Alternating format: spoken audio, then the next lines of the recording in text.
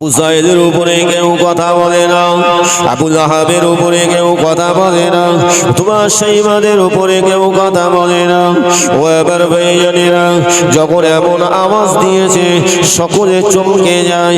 কিন্তু বাবা একজনাই দাঁড়িয়ে বললেন, এই আবু জাহেল, তুমি তো মিথ্যাবাদী, তোমার তো কথার দাম নাই। তবে শোনো শোনো, আমি কিন্তু তৈরি আছি, আমার হাতে লাঙ্গা তলোয়ার আছে। তুমি যদি আমাকে 100 উট পুরস্কৃত করো, আমি কথা দিচ্ছি, তুমি যদি আমাকে 100 উট পুরস্কৃত করো, তাহলে আমি এগিয়ে যাব, মুহাম্মাদের গদ্দার কাটার জন্য এগিয়ে যাব। এই মুসলমান অনেক ছেলেরা, যুবকেরা, আমার মুরব্বী আব্বা জানেরা, যিনি তলোয়ারটা লাঙ্গা তলোয়ার হাতে নিয়ে বলেছিলেন, তিনি কে বাবা? তিনি অন্য কেহ নয়, তিনি হলেন হযরতে ওমর রাদিয়াল্লাহু তাআলা আনহু। তিনি কে? হযরত ওমর। সবাই চমকে গিয়েছে, ওমর লাঙ্গা তলোয়ার নিয়েছে। কেন? ওমর যেটা বলে সেটা কাজে পরিণত করে। আমার নবীকে সবাই বিহার করেন, ভালোবাসেন সবাই। আমার আপনার নবীর কথা যখন বলেছে, সবার কম বেশি বুক কেঁপে যায়। কেউ তো দাঁড়ালেন, কেউ সাহস করে বলেন আমার আপনার নবীর গর্দান কাটবে। এত বড় স্পর্ধা, এত বড় সাহস পৃথিবীর বুকে আমার আল্লাহ কারুর দিয়েছে? জোরে বলেন।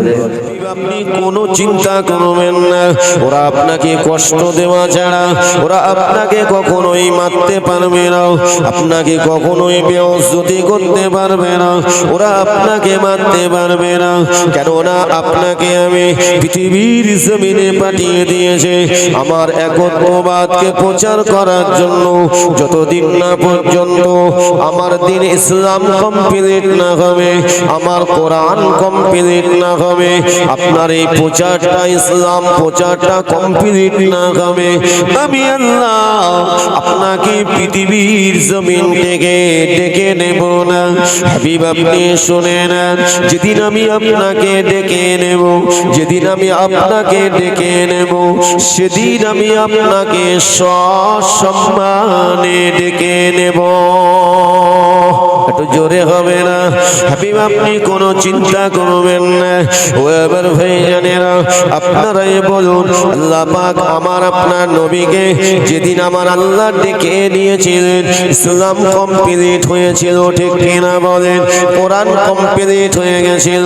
আল্লাহ পাক আমার আপনার নবীকে যেদিন আমার আল্লাহ কাছে ডেকে নিলেন, মালাকুল মউত আজরাইলকে আল্লাহ বলেছিলেন, এই মালাকুল মউত আজরাইল, আজকে তুমি জানার জান কবজ করতে যাচ্ছ।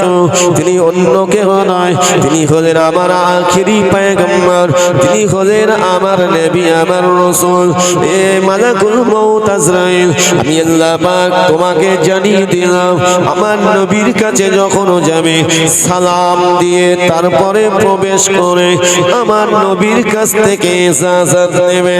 মালাকুল মউত কে আল্লাহ বলেছিলেন, এই আজরাইল শুনে রেখে দাও, আমার নবী যদি ইজাজত দেয়, আমার নবী যদি ইজাজত দেয়, তাহলেই আমার নবীর জানটাকে কবজ করবে। তবে আমার নবীর জান কেমন ভাবে কবজ করবে? আমার নবী যেন কোনো কষ্ট না পায়। এই আজরাইল, আমার নবী যদি ইজাজত না দেয়, তাহলে তুমি ফিরে চলে আসবে। তিনি হলেন আমাদের নবী। আজকে মুসলমান আমরা সেই নবীর মহব্বতে আজ আমরা এই জান্নাতি বাগানে বসেছি। পূর্ব শ্যামনগর এমন করে আপনাদের জ্ঞানিয়ে রাখা ও ভাইজানেরা, ও আমার মুরব্বী আব্বা জানেরা, আমরা সেই জান্নাতি বাগানের মধ্যে বসেছি, রাসূলুল্লাহ মহব্বতে বসেছি, ঠিক কিনা বলেন? আর সেই আমার নবী গর্দান কাটবে, আবু জাহিল নির্দেশ দিয়েছে। এত বড় স্পর্ধা। যেমন ইব্রাহিম আলাইহিস সালামকে বলেছিল নমরুদ, কি বলেছিল? যে তোমার আল্লাহর আমি মেরে দেবো। বলুন নাউজুবিল্লাহ। কত বাড়াবাড়ি করেছিল। তীর নিক্ষেপ করেছিল উপরে, ঠিক না বল? তীর নিক্ষেপ করলো, মানে মানুষ যখন বেড়ে যায়, বাড়তে বাড়তে যখন অতিরিক্ত হয়ে যায়, আমার আল্লাহ সেই সময় বলে, বান্দা তুমি সীমা ক্রস করেছো, সীমা লঙ্ঘন করেছো, তোমার বাড় বেড়ে গিয়েছে, তবে সবটাই তো আমার কাছে, তুমি পালাবে কোথায়? দুনিয়া কার? জোরে বলে, দুনিয়া কার? আল্লাহ। আসমান কার? আল্লাহ। আমি আপনি কোথায় যাব? পালাবার কোনো রাস্তা আছে? নাই। নমরুদ বাড়াবাড়ি করেছে, কিন্তু আল্লাহ পাক ওকে সোজা করে দিল, তীর নিক্ষেপ করলো। উপরের দিকে যখন তীরটা নিক্ষেপ করেছে, আমার আল্লাহ পাক ফেরেশতা জিবরাইলকে বলেছিলেন, এ জিবরাইল চলে যাও। জিবরাইল ওই যে তীরটা ছুঁড়েছে নমরুদ, ওই তীরের আগায় একটু টাটকা খুন লাগিয়ে দাও, টাটকা রক্ত লাগিয়ে দাও। ওই সময় ফেরেশতা জিবরাইল সাল্লাম যখন টাটকা খুন রক্ত লাগিয়ে দিলেন, ওই তীরটা যখন জমিনে পড়ে গেল, ওই সময় নমরুদ তীরটা হাতে করে নিয়ে নবী ইব্রাহিম আলাইহিস সালামকে বলেছিল, হে ইব্রাহিম দেখো তোমার সেই আল্লাহকে আমি মেরে দিয়েছি, বলুন না উযুবিল্লাহ। ইব্রাহিম আলাইহিস সালাম বলেছিলেন, আমার আল্লাহর কোনো মওত নাই, আল্লাহ পাকের সৃষ্টি জীবের মওত আছে।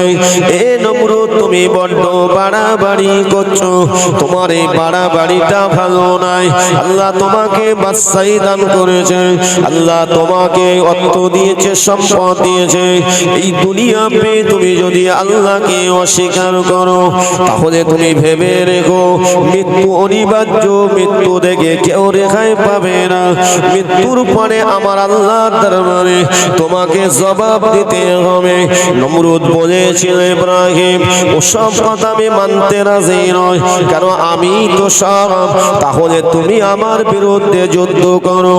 নমরুদ যখন এমন কথা বলেছিল, ইব্রাহিম নবী বলেছিলেন, আমার আল্লাহ আছেন থাকবেন, আমার আল্লাহ অনন্তকালের জন্য আছেন থাকবেন, লা ইয়ামুত, আমার আল্লাহর কোনো মওত নাই।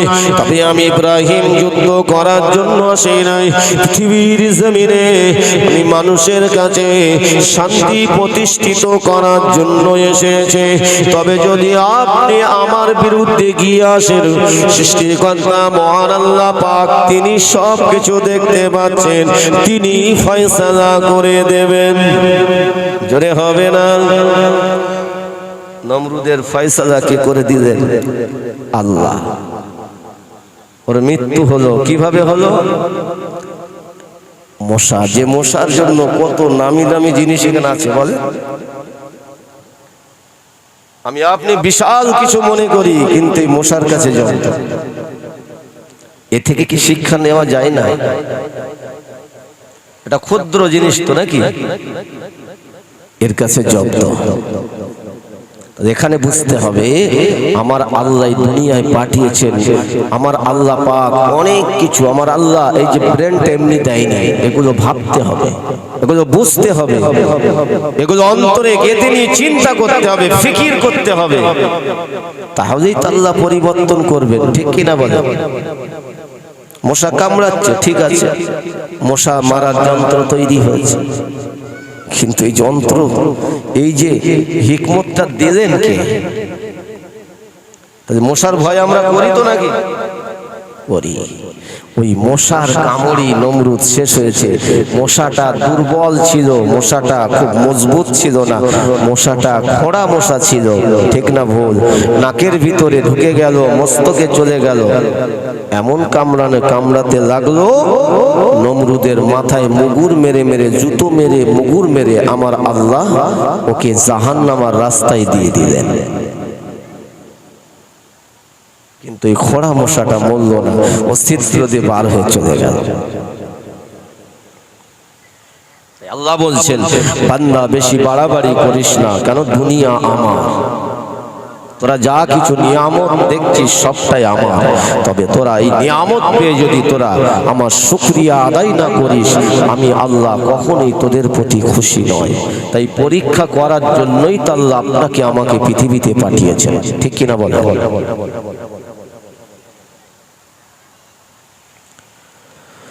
আবু জাহিল ওই সময় যখন ঘোষণা করে দিল, হযরত ওমর লঙ্কা তলোয়ারটা হাতে করে নিয়ে হযরত ওমর ছুটতে লাগলেন।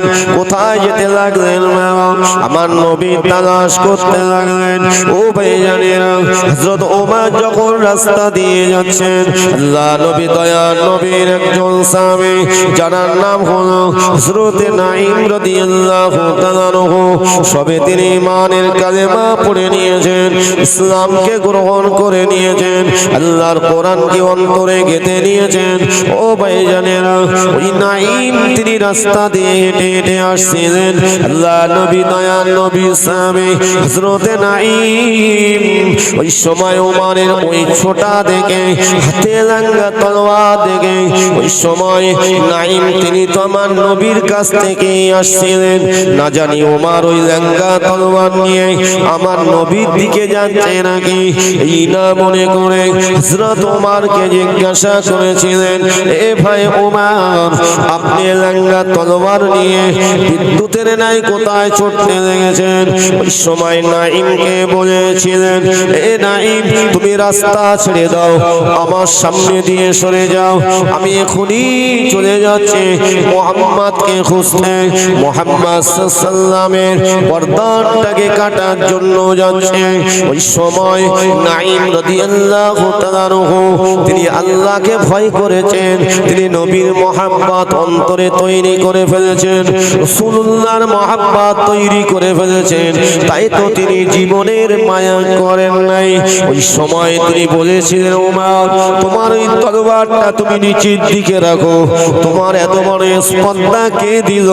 তুমি আমার নবীকে, তুমি আমার নবীকে তুমি দুনিয়ার বুক থেকে সরিয়ে দেবে, এত বড় সাহস আল্লাহ তোমাকে দেয়নি। এ ওমর, তুমি কেন মুহাম্মদ সাল্লাল্লাহু দিকে এগিয়ে যাচ্ছ? যেও না, যেও না।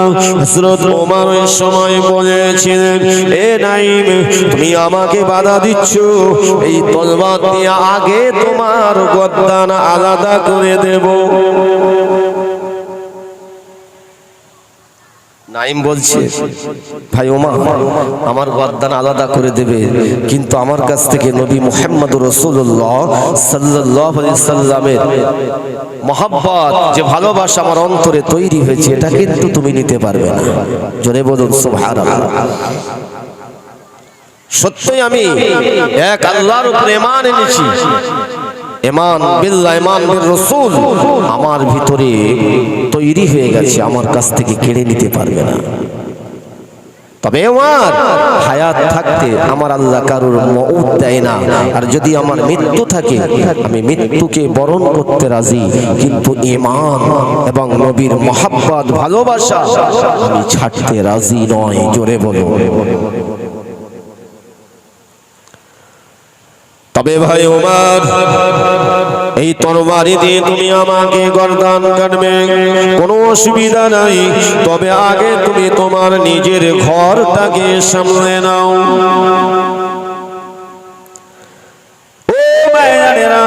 আমার মুরব্বী আম্মা জানেরা, হযরত ওমর ওই সময় বলেছিলেন, হযরত ওমর ওই সময় বলেছিলেন, নিজের ঘর বলতে আমি বুঝতে পারলাম না, এ নাঈম তুমি কি বলতে চাও? হযরত ওমর ওই সময় বলেছিলেন, এ ওমর, তুমি কি জানো যে মুহাম্মদ সাল্লাল্লাহু আলাইহি গর্দান কাটতে যাচ্ছ, সেই নবীর কাছে গিয়ে তোমার ভগ্নিপতি বোন বোনায় ঈমানের কালেমা পড়ে মুসলমান হয়ে গিয়েছে। জোরে হবে না সুবহানাল্লাহ। হযরত ওমর তিনি আরো জালালি হয়ে গেলেন, আরো রেগে গেলেন, রাগান্বিত হয়ে বলছে, এত বড় স্পর্ধা। হযরত নাঈম বলছে, ওমর, আমার ভিতরে যে মহব্বত তৈরি হয়েছে তুমি কখনো আমাকে টলাতে পারবে না, তবে আগে তোমার ঘরটাকে সামলাও। ব্যাস, হযরত ওমর এই কথা শুনে তিনি ছুটতে লাগলেন। কোথায়? সেই বোনায়ের বাড়িতে। বোনায়ের নাম হচ্ছে হযরত আবু সাঈদ রাদিয়াল্লাহু তাআলা আনহু। জোরে বলুন সুবহানাল্লাহ। আর ওনার বোনের নাম হলো হযরত ফাতেমা। ওমরের বোনের নাম ছিল হযরত ফাতেমা। মুসলমান ঘরের ছেলেরা, যুবকেরা, মুরব্বিয়া, বাজারেরা, ও আমার ভাইজানেরা শুনে রাখেন, হযরতে ওমর ছুটে ছুটে চলে গেলেন। গিয়ে কিনা বোন ওমরে ও হযরতে ওমর বোন ফাতেমার ঘরের সামনে দাঁড়িয়ে গেলেন। ঘরের সামনে দাঁড়িয়ে কাঁপন করে দরজায় কানটা লাগিয়ে দিলেন। ওই সময় ঘরের ভিতরে আওয়াজ হয় আল্লাহ পাকের পবিত্র কোরআনের আওয়াজ। ওর ভিতরে যিনি শিক্ষা দিচ্ছিলেন আল্লাহ নবী, দয়া নবী সামে হযরত খাব্বাব রাদিয়াল্লাহু তাআলা আনহু, হযরত খাব্বাব রাদিয়াল্লাহু তাআলা আনহু। হযরত ওমর সেই সময় কি করলেন? হযরত ওমর রাগান্বিত হয়ে বোন ফাতেমাকে ডাক দেয়, এ বোন ফাতেমা, আমি ওমর এসেছি, দরওয়াজাটা খুলে দাও। হযরতে ওমরের আওয়াজ শুনে বোন ফাতেমা ওই সময় বোনায় আবু সাঈদ এমন করে তত্তর করে কাঁপতে থাকেন। ও ভাইয়ানেরা, এদিকে হযরত খাব্বাব তিনি লুকিয়ে পড়লেন, তিনি একটু আড়াল নিলেন। হযরত ওমর তিনি ওই সময় যখন দরওয়াজা খোলে না, ওই সময় ওমর কি করলেন? ওই দরওয়াজাটা ভেঙে ফেললেন। এখন যে দরজা, এরকম তো দরজা ছিল না। তখনকার দরজা কি ছিল? এত মজবুত দরজা ছিল। দরজাটা ভেঙে ঘরের ভিতরে প্রবেশ করে বোনাই আবু সাঈদকে মারতে লাগলেন। যখন মারছে, হযরত ওমরের বোন ফাতেমা ভাইয়ের সামনে দাঁড়িয়ে গেলেন। জোরে বলুন সুবহানাল্লাহ। ভাইয়ের সামনে দাঁড়িয়ে গেলেন। একদিক দিয়ে স্বামী, অপর দিক দিয়ে তিনি রাসূলুল্লাহর একজন উম্মাহ, ঈমানওয়ালা সাহাবী। ফাতেমা দাঁড়িয়ে গেলেন, সামনে দাঁড়িয়ে বলেছিলেন, ভাই আমার স্বামীকে মারবেন না। আমার স্বামী কোনো অন্যায় করে নাই, ভাই আপনি আমার স্বামীর উপরে আঘাত করবেন না। ওই সময় ওমর কি করেছিলেন? সামনে যখন বাধা দিয়েছে হযরত ওমর রাগটাকে সামাল না দিতে পেরে বোন ফাতেমার মুখে একটা আঘাত করে দিলেন। যেই মুখে আঘাত করেছেন হযরত ফাতেমা তিনি এমন করে তিনি পড়ে গেলেন। ওই সময় হযরত ওমর তিনি লক্ষ্য করে দেখেন ফাতেমার নাক দিয়ে, গাল দিয়ে খুন ঝরতে থাকে, রক্ত ঝরতে থাকে। ওই সময় হযরতে ওমরের অন্তরে দয়া হয়ে গেল, চোখ দিয়ে পানি ঝরে যায়। হযরত ওমর তিনি তো বাবা এমন করে দুনিয়ার মহব্বতে ছুটে এসেছিলেন, ঠিক না? ও ভাইজানেরা, তিনি একটা রাগান্বিত হয়ে এসেছিলেন। রাগটা বাবা আমার আল্লাহ পাক আল্লাহ তাআলা এমনি আর বলে দেননি যে তোমরা সবর করো, ধৈর্য ধরো। আল্লাহ পাক জানিয়ে দিয়েছেন ইন্নাল্লাহা মা'আস সাবিরিন। আল্লাহ পাক বলেন নিশ্চয়ই যারা ধৈর্যশীল হয়, যারা ধৈর্যকারী হয়, আল্লাহ বলেন আমি তাদের সঙ্গে থাকি। রাগী তো মানুষ কত কি না করে ফেলে, ঠিক কি না? আল্লাহ বলছেন তোমরা ধৈর্যশীল হও। নামাজ আমরা পড়ি, নামাজের মধ্যে আল্লাহ বলেছেন ধৈর্যের মাধ্যমে নামাজ পড়ো। ইস্তাঈনু বিস-সাবরি ওয়াস-সালাহ। হযরত ওমর ওই সময় কি করলেন? অন্তরটা এত রাগ ছিল, রাগ যেন সব দূরে সরে গেল। জোরে বলুন সুবহানাল্লাহ। ওমরের অন্তরে দয়া এসে গেল, মায়া এসে গেল। বোন ফাতেমার সেবা শুশ্রূষা করতে লাগলেন। বোন ফাতেমাকে বলতে লাগলেন সেবা শুশ্রূষা করার পরে বোনাই আবু সাঈদকে সেবা শুশ্রূষা করার পরে ওই সময় বলতে লাগলেন, এ বোন ফাতেমা তুমি বুকে করে কি রেখে দিয়েছো, হাত দিয়ে চেপে কি রেখে দিয়েছো বলো।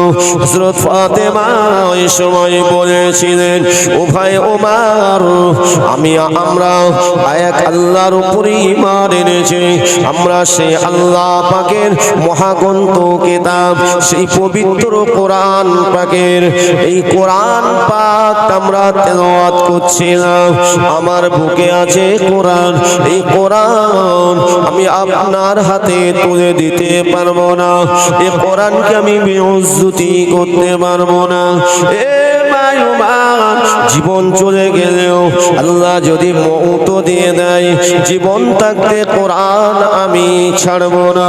হযরত ওমর বলেছিলেন, বোন রে, না না আমি আর কষ্ট দেব না, তোমরা যেটা পড়ছিল ওই কোরআনটা একটু আমার কাছে দাও, দেখিন এর ভিতরে কি আছে। তিনি তো পণ্ডিত মানুষ, তিনি তো পড়তে পারতেন, ঠিক কি না? তিনি পড়তে পারতেন। হযরত ওমর রাদিয়াল্লাহু তাআলা আনহু যখন এমন কথা বলেছিলেন, বোন ফাতেমা বলেছিলেন, এ ভাই শুনে রাখেন, আপনি আপনার কাছে আমি দিতে পারবো না, কেননা আমি এই জন্য দিতে পারবো না, কেননা এই জন্য দিতে পারবো না, কোরআন হলো পাক পবিত্র, এখন আপনার শরীরটা তো পবিত্র নয়। হযরত ওমর বলেছিলেন, এ বোন ফাতেমা তাহলে আমাকে কি করতে হবে? ওই সময় ফাতেমা বলেছিলেন, ভাই আপনাকে গোসল করতে হবে, শরীরটাকে পাক করতে হবে। হযরত ওমর তাই করলেন, আল্লাহ পাকের পবিত্র কোরআন শরীফটাকে ওই সময় হযরত ওমর তিনি এমন করে বোন ফাতেমার কাছ থেকে কোরআনটা নিলেন, হযরত ফাতেমার কাছ থেকে নিলেন। বাবা ওই সময় দেখতে পাওয়া যায় হযরত ওমর তিনি আল্লাহ পাকের পবিত্র কোরআন পাক তেলাওয়াত করতে লাগলেন।